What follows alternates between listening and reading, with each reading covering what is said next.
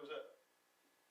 You were talking about Cambridge City, and of course Cambridge City, around that time, were the bigger club in Cambridge. But were you aware when you went down of the rivalry? Sort of, it's a mini version of Manchester, I suppose. Were you aware of the rivalry and the derbies and so on? Yeah. I was, and I'll tell you something else. The rivalry was just as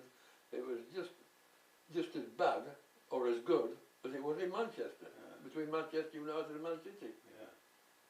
Yeah, on a smaller scale. Yeah. But I think if you look at the record, I think you'll find out that City never beat United while I was there. Oh right, I didn't know that. Okay, that's a good record. If they did, they'd probably one that slipped my mind. But it's strange because one of the derby matches, somebody asked me, talking about City being able to beat United, and I said, I mean, it's a really ridiculous thing to say, but it was said as a joke really. I said, if we get a situation where City look like beating United, all I'll just do that and say, please send the fog down. And if you look in the record, you'll find out they were beating us 2-0 at Mellon Road. Right? And the fog, honestly, it's gospel truth that, and the fog came down and the game was abandoned. There was another abandoned match, wasn't there? Yeah, and that was fighting. What was all that about? What were your impressions? Well, that was the Abbey, wasn't it? Yeah. Yeah, about 10 minutes from the end of whatever it was. Yeah. The local referee. That wasn't a league game. No, it was Cambridgeshire Professional Cup. That's right. Yeah. Yeah, it was. And because I had a young lad playing then. He was only 17, and I forget his name, but he came from the Manchester area, and I spoke to his father about him coming down, and said that I'd keep my eye on him, make sure he was all right. And the left fullback playing for City, as the boy he runs at him with the ball, bang, and he laid him out, didn't he? Right. Well, you probably didn't see it, you probably won't remember it anyway, but he laid him out, and I think Di Ward got sent off. Yeah. And I said to Di when he went, as I put him on the park, if you get booked, you're in trouble. Well, Di just couldn't keep his mouth shut, and he's a hell of a good player for me. He'd been dead donkeys. He died on the golf course, I think he did. Yeah. So those were the only two occasions, I think. But they actually took the referee out in the boot of a police car. That's how he got out of the ground.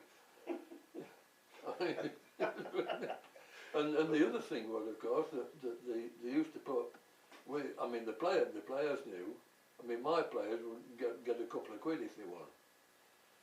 Where the City players, each time they played us, on about a tenner or something like that. Oh, right. And Harold Ridgeon, of course, became. I don't think he owned the ground. I don't think he owned it. He just became chairman, didn't he? I think so.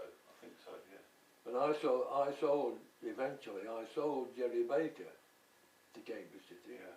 And Jerry was he was a tremendous player for me. Jerry was, because he wasn't the greatest footballer in the world, but by God, he could stop the others playing. Yeah. Yeah. And Tommy Bickerstaff had tapped Jerry about going to, because I signed Terry Eads. Yeah. He tapped Jerry about going there, and I found out. So I rang Harold Ridgeon's office.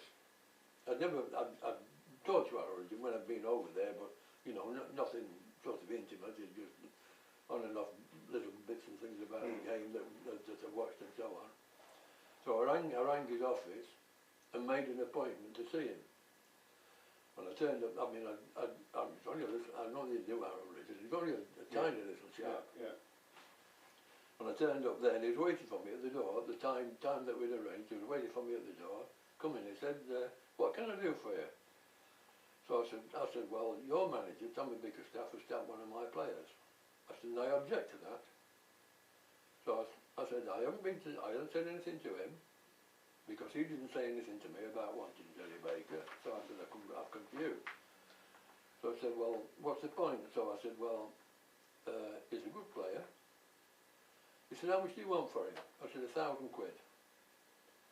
So he said, will he do a good job for us? I said, not only do a good job for you, he'll get a promotion this season, which he did. And not him, but they got a promotion that season. Mm. So he said, right, deal done. So he said, let me tell you this as well, because when I got back to the club and told Jerry Baker, and I've been talking to our religion, none of the directors believed me. He's not interested in talking to people like us. I said, well, if I could do business with everybody like I did with him, that'd suit me down to the ground. Mm. But before I left, he said, I hope they've treated you very well up there. So, and I mean, I got nothing. I didn't get any bonus or anything, whatever I did. So he said, I hope they've treated you very well. He said, because you've done so well for them. So I said, oh yeah, yes, I'm all right. So I said, and he said, you've done so well in your business, you know, working for Cambridge United. I said, look, Mr. Ridgeon, I said, when I've done as well in my business as you've done in yours, then I'll be congratulating myself. Mm. He said, I'll show you something. So he went up, I mean, he had a massive desk, and he's only a little fellow, he sat down behind the desk and I could see him. And he opened this drawer and he pulled this little book out and he said, there you are, have a look at that. So I opened it up and it said, deposit £300. He said, that's what I started with. Yeah. He said, you know, I mean, because he was a damn good businessman, obviously. Yeah. I mean, a lot of people didn't like him, but I had no argument with him at all. Mm. Mm. But they say sometimes, people say that Cambridge isn't really a football city. Do you agree with that? I totally agree with that. Yeah. That's what to be honest, that's what I felt when I first got there. Mm. But when they interviewed me, Jack Woolley, I had an awful lot of time with Jack Woolley. He was a very quiet man, and they had 7 directors then. Right. Right. So if they were voting on any issue, it was 3 and 3. So the other 6 were split down the middle. He wouldn't vote. Right. He'd say no, you can sort it out between yourselves. Mm-hmm. But when I first got there, he said, when they first appointed me, he said to me, and he called me master from that moment till the day that he died. All right. Always called me master, always referred to me. Right, master, he said, what do you think you can do for us? And I looked him straight in the eyes, and the other directors were there listening. I said, in my first season, I don't expect to finish below 4th, and I expect to be in the Football League in 3 years. Mm. That was March the 1st when I joined them, 1967. Now the AGM, when they voted, not their AGM, the FA, Football League, whatever it was always in June. So it was 3 years and 3 months that it took to get into the Football League. But they never said, and all the directors went, you know, let's say, well, you know, he's on cloud 9 or something. Mm. But I honestly believed I could do it, and I did it. Yeah, well, that's the question here. And that's what, that irritates me about things that they talk about now. They talk about what Ron Atkinson did and the other bloke who didn't play football at all. Mm. I mean, the football and football, as we all know. Sticking the ball down to the corner flag all the time, that's never been football in my eyes. So you honestly believed you could get, with a bit, if you injected that ambition into the club, you could get them into the league in 3 years? As long as they left me alone. And, right. And to their eternal credit, those first 3 years at Cambridge United, and I had a wonderful time at Man City. And at Chesterfield as a youngster, I went there when I was about 14 when I first went there. I had one trial. But those first 3 years were the best 3 years of my football life, simply and purely because I was allowed to do exactly what I thought should be done. Okay. Yeah. I'm not saying that they didn't argue about it now and again, but I did everything that I wanted to do and got them the results that they wanted. Mm. But in those days, of course, it was election to the league rather than today. You've got the promotion from the conference. Yeah. So did you enjoy having to go around the other league clubs, getting the lobbying them for the votes? Exactly. There again, you see, Jack Woolley went with me all the time, and he was a very quiet, humble man, I can remember taking him particularly to places like Arsenal. Arsenal, you know, I mean, after the game, in some of the clubs, well, in the clubs like in the Southern League, you know, everybody seemed to know everybody else.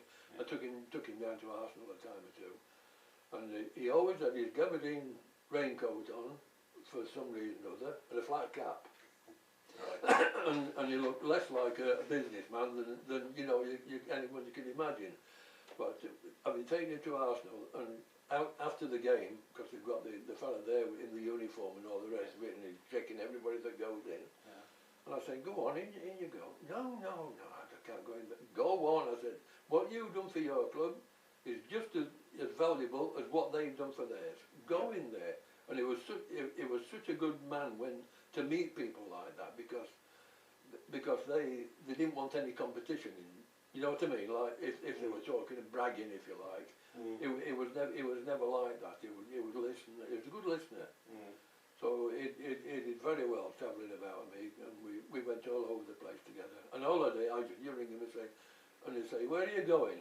I mean, if you go to Weymouth or somewhere like that, what's your player? The only player I never signed at Cambridge United that I wanted to sign was the centre half at Weymouth. And don't ask me his name, I can't remember. He'd been there donkey's years. Right. He played about 400 games, I think, for them. He was a good player. Right. So looking at that team that you took up into Division 4 in those days, I don't know if you keep up on non-league football nowadays, but there's a question here that wonders how you would rate your team that got promotion or got election with teams in the conference nowadays. Any idea? Well, I look at teams in the conference nowadays, and I do exactly that. I think to myself, well, how would my team do against them? I haven't seen a team yet in the conference that I would say was better than my team at Cambridge United. I think I said to you on the phone, all my players at Cambridge United that I signed, I never asked any of those players to do something that they weren't good at. Yeah. And I think that matters. Far too often now you get players moving to clubs and they're being asked to do something that they're not comfortable with. You know, I mean, why not do it the other way around and say, right, this is why I've signed him. I mean, if you sign a player, you sign him because of what you see him doing well. Yeah. And surely that's all you want from them. Yeah. So, I mean, and a lot of my players were ex-league players. Yeah. Ex-league players who were being dumped, who hadn't been treated properly.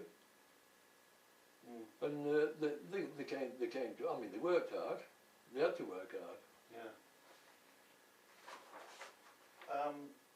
We'll come on to talk about some players in a minute, but once you got promoted to Division 3 after, was it 2 or 3 years? Was it 3 years? 2 years. 2 years. Yeah. In hindsight, was there anything you would have done differently to keep United up in Division 3? Would you have done? I think my problem was then that I was asking for money to sign players much earlier than I did sign them. Yeah. Because I could see that we were, you know, we were a bit short. The point was that when you're moving up from non-league into the league, then I feel you have a duty to give the players that you've taken with you a chance, or you know, to give them a chance in the league, and then you, from what you do in the 4th division, then you say, right, well, I need to strengthen the team again. I wanted to strengthen the team and couldn't get the finances at the time. And I can quite understand that, because there are so many clubs now that have got themselves into terrible trouble because they've overspent.